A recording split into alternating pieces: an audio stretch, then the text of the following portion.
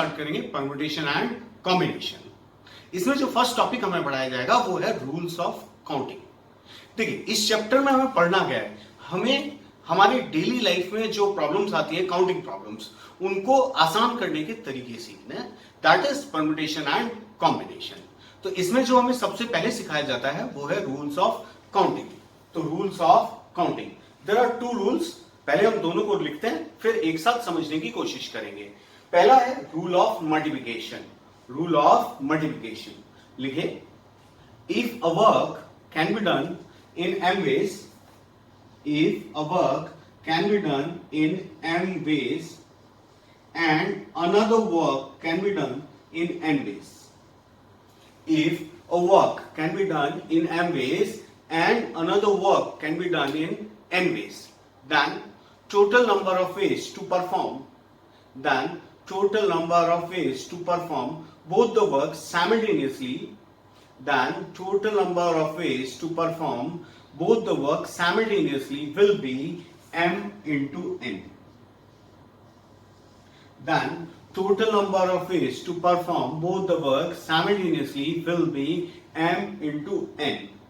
This rule can be associated by the word and. This rule can be associated by the word and. Okay.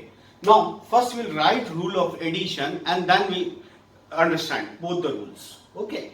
लिखे, if a work can be done in m ways and another work can be done in n ways, then total number of ways to perform either of the work will be, then total number of ways to perform either of the work will be m plus n. Will be m plus n. Okay. This rule can be associated by the word or. This rule can be associated by the word or. देखिए, यहां पे हम कह रहे हैं कि अगर एक काम को करने के m वेज हैं और दूसरे काम को करने के m तरीके n वेज हैं, तो अगर कोई हमें कहता है आप दोनों काम एक साथ करिए, तो हमें क्या करना है, मल्टीप्लाई। ठीक है, इसको आप एक वर्ड मैंने लिखाया एंड से एसोसिएट कर सकते हैं, यानी जब भी आप दो सेंटेंस के बीच में एंड लगाते हैं तो आपको मल्टीप्लाई करना चाहिए। इसी तरह अगर आपको दोनों में से कोई एक काम करना है तो हमें क्या करना चाहिए, प्लस। उसके बीच में कंजंक्शन क्या आएगा, और। अगर दो सेंटेंसेस के बीच में और आता है तो हमें एडिशन करना चाहिए। इसको हम एक एग्जाम्पल से समझते हैं। देखिए, मान लीजिए आपने मेरे पास ज्वाइन करने का सोचा और आप मेरे पास मिलने, मैंने आपको ऑफर किया कि भाई देखिए मेरे पास मॉर्निंग में 4 बैचेस अवेलेबल है, मॉर्निंग में 4 बैचेस अवेलेबल है। चलिए उसका नाम रख देते हैं, लेट से A B C D, ठीक है। और इवनिंग में मेरे पास 3 बैचेस अवेलेबल है, लेट से उनका नाम है 1 2 3, ठीक है। यानी अगर हम सिचुएशन को समझें तो मॉर्निंग में हमारे पास बैच ज्वाइन करने के कितने तरीके हैं, 4। इवनिंग में बैच ज्वाइन करने के कितने तरीके हैं, 3, ठीक है। अब आप देखिए, आपने मुझे बोला कि सर मेरे को एक बैच मॉर्निंग में ज्वाइन करना है और एक बैच इवनिंग में ज्वाइन करना है। यानी अगर मैं इसको बोल के देखूं तो I want to join 1 batch in the morning and 1 batch in the evening. Okay, तो देखिए, तो नंबर ऑफ वेज क्या होंगे, अभी हम काउंट करते हैं।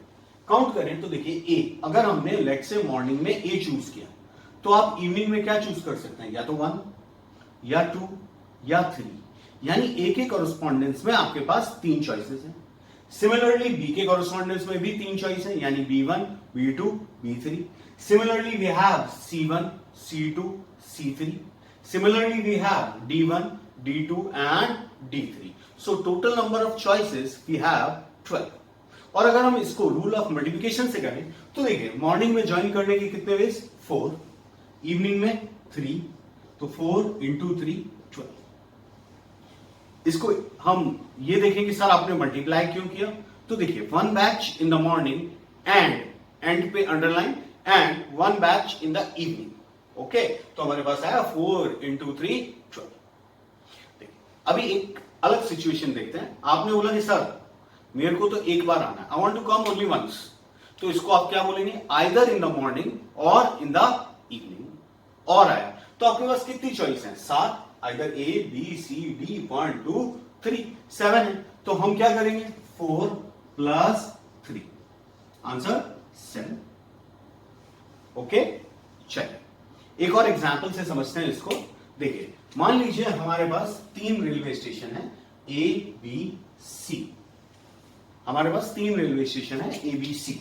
ए और बी के बीच में हमारे पास 4 ट्रेन अवेलेबल है। बी और सी के बीच में हमारे पास 3 ट्रेन अवेलेबल है। ठीक है, हम एक काम करते हैं, यहां पे 5 ट्रेन करते हैं। ए और बी के बीच में कितनी ट्रेन है? 5। बी और सी के बीच में 3। अब आपको किसी ने कहा कि भाई मुझे ए से सी पे जाना है, नंबर ऑफ वेज बताइए ए से सी पे जाने के। अब आप देखिए, ए से सी के लिए कोई डायरेक्ट ट्रेन तो है नहीं, तो आप क्या करेंगे? पहले ए से बी जाएंगे एंड पे अंडरलाइन बी से सी जाएंगे। तो ए से बी जाने के नंबर ऑफ वेज कितने? 5। बी से सी जाने के 4। तो आप कह सकते हैं टोटल वेज कितने होंगे? 20। मल्टीप्लाई क्यों किया हमने? क्योंकि इसके बीच में क्या आया? एंड।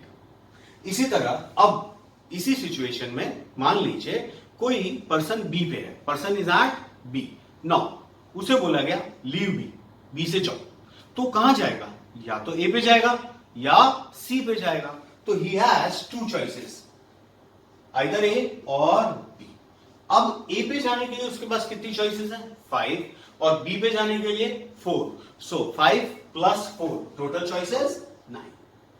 ओके, तो आई होप इस इलस्ट्रेशन से आपको कुछ क्लियर हुआ रूल्स ऑफ काउंटिंग। चलिए अब कुछ क्वेश्चंस करते हैं, लिखिए।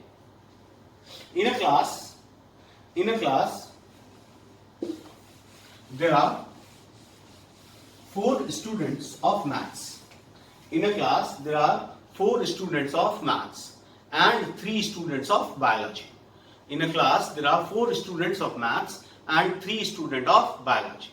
देखिए मैं एक चीज क्लियर करूं, जो मैथ्स के स्टूडेंट होते हैं वो फिजिक्स, केमिस्ट्री और मैथ्स पढ़ते हैं, और जो बायोलॉजी के स्टूडेंट है वो फिजिक्स, केमिस्ट्री और बायोलॉजी पढ़ते हैं। तो फिजिक्स और chemistry are the common subjects to the students. Maths is separate and bio is separate. So जो हमारी क्लास है वो कुछ इस तरह की है कि उसमें 4 बच्चे मैथ्स के और 3 बच्चे बायोलॉजी के। In a class there are 4 students of maths and 3 student of biology. In how many ways, इसके बाद इस क्वेश्चन का फर्स्ट पार्ट लिखेंगे। A prize can be distributed among them. A prize can be distributed among them. देखिए, अब आपको एक prize देना है। अब आप किसे देंगे? या तो मैथ्स के स्टूडेंट को देंगे या बायो। तो कुल मिला के आपके सामने कितने ऑप्शंस है? 4 प्लस 3 7। तो हम कहेंगे either I will give it to maths student और I will give it to biology student. So 4 plus 3, answer 7। ठीक है, चलिए नेक्स्ट क्वेश्चन लिखते हैं। 2 prizes can be distributed. 2 prizes can be distributed. Okay, देखिए अब एक प्राइज बांटने के लिए अभी हमने डिसाइड किया कितने ऑप्शंस हैं? 7। अब नेक्स्ट प्राइज के लिए हमारे पास कितने ऑप्शंस हैं? क्या बोलेंगे आप? 6? नहीं भाई, 7 ही है। भाई मैंने आपको एक प्राइज दिया, आपको दूसरा दूंगा, आप लेने से मना कर देंगे? नहीं। सो दूसरे प्राइज के लिए भी हमारे पास कितने ऑप्शंस हैं? 7। अब एक क्वेश्चन बचता है कि सर ये 7 और 7 तो आ गया, इनके बीच में हम मल्टीप्लाई लगाएं या प्लस? देखिए बोल के देखते हैं। हमने पहला प्राइज बांटा, दूसरा प्राइज बांटा, फर्स्ट प्राइज, सेकंड प्राइज, बीच में क्या बोलेंगे? एंड या और? So first prize and second prize. तो simple 7 into 7, answer 49। Is that okay? चलिए एक और क्वेश्चन लिखते हैं। 1 prize for maths and 1 prize of biology can be distributed. 1 prize for maths and 1 prize for biology can be distributed. अब देखिए, obviously maths का price maths के student को देंगे आप, तो मैथ्स के कितने स्टूडेंट आपके पास? 4। और 1 प्राइज फॉर बायोलॉजी, बायोलॉजी के 3। अब अगेन क्वेश्चन आ रहा है इसके, इनके बीच में क्या आएगा? 1 prize for maths and 1 prize for biology. So 4 into 3, answer should be 12। Clear? चलिए इसी क्वेश्चन का नेक्स्ट एक और पार्ट लिखिए। 1 prize for maths, 1 prize for maths, 2 prizes for physics and 2 prizes for chemistry can be distributed. 1 prize for maths, 2 prizes for physics and 2 prizes for chemistry can be distributed. देखिए maths का first prize बांटने का तो बहुत सही तरीका है 4. अब देखिए फिजिक्स के 2 प्राइज, फिजिक्स के 2 प्राइज कौन कौन से होंगे? Obviously first and second prize. नाम है फिजिक्स तो फिजिक्स का फर्स्ट एंड सेकंड प्राइज. तो फिजिक्स का फर्स्ट प्राइज बांटने के 7 वेज. अब यहां पे देखिए जो बच्चा फिजिक्स में फर्स्ट आया वो फिजिक्स में सेकंड नहीं आ सकता. तो फिजिक्स का सेकंड प्राइज बांटने के कितने तरीके होंगे हमारे पास? 6. नेक्स्ट अब हम आते हैं केमिस्ट्री का फर्स्ट प्राइज. जिस बच्चे ने मैथ्स और फिजिक्स में कोई भी पोजीशन होल्ड की उसके लिए केमिस्ट्री में फर्स्ट पोजीशन होल्ड कर सकता है. तो केमिस्ट्री के फर्स्ट प्राइज के लिए 7, केमिस्ट्री के सेकंड प्राइज के लिए 6. ऑब्वियसली इनके बीच में हम क्या लगाएंगे? मल्टीप्लाई, बिकॉज सबके बीच में क्या आएगा? एंड. तो हमारा आंसर आ जाएगा 4 into I can say 42 whole square. Okay, अब चाहे तो इसे सिंप्लीफाई कर सकते हैं, लेकिन जब भी कोई बड़ी कैलकुलेशन होती है तो आपके पास ऑप्शंस ऐसे ही होंगे. ओके, चलिए नेक्स्ट एक और क्वेश्चन लिखते हैं. देखिए स्पोर्ट्स मीट है तो लिखिए in a sports meet 16 participants. In a sports meet, 16 players participates in each game. 16 players participates in each game. In how many ways? We can give 2 prizes for swimming, 2 prizes for swimming, and 3 prizes for racing, and 2 prizes for horse riding. 3 prizes for racing and 2 prizes for horse riding. देखिए सबसे पहले हम बात करें 2 prizes for swimming. तो इस 2 prizes means first and second prize. So first prize के लिए how many options we have? 16. Swimming, जो स्विमिंग में फर्स्ट आया है वो कभी भी स्विमिंग में सेकंड नहीं आ सकता. तो स्विमिंग में सेकंड आने के लिए how many options we have? 15. Is that clear? चलिए नेक्स्ट अब हम बात करते हैं रेसिंग. रेसिंग में कितने प्राइजेस हैं? 3. तो देखिए 16, 15, 14. अब आप देखेंगे मैं मल्टीप्लाई करता जा रहा हूं. मल्टीप्लाई क्यों कर रहे हैं? क्योंकि एंड आ रहा है. First prize for swimming and second prize for swimming and first prize for racing and second prize for racing and third prize for racing and now again and first prize for horse riding. Horse riding के लिए how many options we have? 16 and second prize for horse riding. So final answer should be 14 into 16 cube into 15 cube. Is that clear? चलिए next एक और question लिखते हैं. देखिए लिखिए in how many ways 10 different letters can be posted. In how many ways 10 different letters can be posted in 6 different letter boxes.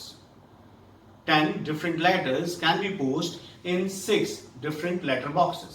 देखिए इस तरह की प्रॉब्लम्स में आपको ये समझना है कि मूवेबल ऑब्जेक्ट कौन है. दोनों में से एक है लेटर बॉक्स, एक है लेटर. तो लेटर बॉक्स कभी भी मूव नहीं करता है. मूव कौन करता है? लेटर. तो फर्स्ट लेटर के लिए आपके पास कितने ऑप्शंस हैं? 6. सेकंड लेटर के लिए 6, थर्ड लेटर के लिए 6, फोर्थ लेटर के लिए भी 6 and 10th letter के लिए भी 6. We have 6 options for the first letter and 6 for second and 6 for third and 6 for 10th. Okay, बीच में क्या आया? And. Because letter के पास options है. First letter and second letter and third letter. So our final answer should be 6 raised to power 10. Clear? चलिए इसका एक और example लेते हैं. लिखिए in how many ways 15 different chocolates. In how many ways 15 different chocolates can be distributed among 3 students? 15 different chocolates can be distributed among 3 students. देखिए अब movable object कौन है? चॉकलेट स्टूडेंट को देंगे या स्टूडेंट को चॉकलेट देंगे? चॉकलेट को स्टूडेंट देंगे. ठीक है, चॉकलेट जाएगी किसके पास? स्टूडेंट के पास. तो chocolate is a movable object. So first chocolate जब मैंने डिस्ट्रीब्यूट की तो मेरे पास कितने ऑप्शंस हैं? 3. तो फर्स्ट चॉकलेट के लिए I have 3 options. Similarly, for the second chocolate and for the second chocolate, I again have three options. And for the last chocolate as well, I have three options. So 3, 3, 3, 3, 3. How many times? 15 times. So answer 3 raised to power 15. Clear? Okay. One more example. लिखिए. In how many ways 6 different rings can be wear in 4 fingers? 6 different rings can be wear in 4 fingers. देखिए, अब आपके पास 6 rings हैं और 4 fingers हैं. ठीक है, fingers कितनी है? 4. अब सोचिए कि रिंग फिंगर में आएगी तो ऑप्शन किसके पास है? रिंग के पास. तो फर्स्ट रिंग के पास कितने ऑप्शंस हैं? 4. सेकंड रिंग के पास 4. सिक्स्थ रिंग के पास भी 4. So we have 4 into 4 into 4 into 4 and so on. How many times? 6 times. So answer should be 4 raised to power 6. Clear? चलिए एक और एग्जाम्पल लिखिए. In how many ways and distinct balls can be distributed? In how many ways and distinct balls can be distributed in 2 distinct boxes?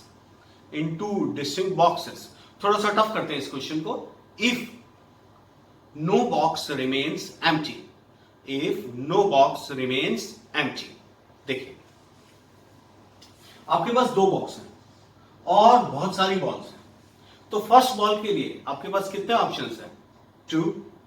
Second ball के लिए 2 and so on. nth ball के लिए 2. सो 2 raise to power n. देखिए, लेकिन यहां पर हम एक चीज को समझें. अब हमें कहा गया नो बॉक्स रिमेन्स एम्प्टी. अब हम क्या करते हैं कि हम ये देखते हैं कि बॉक्स खाली कब रह सकता है.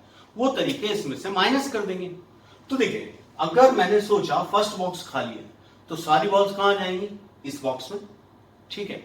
और अगर मैंने माना सेकंड बॉक्स खाली है तो सारी बॉल्स फर्स्ट बॉक्स में आ जाएंगी. तो कितने तरीके हैं जिससे बॉक्स खाली रह सकता है? There are only 2 ways.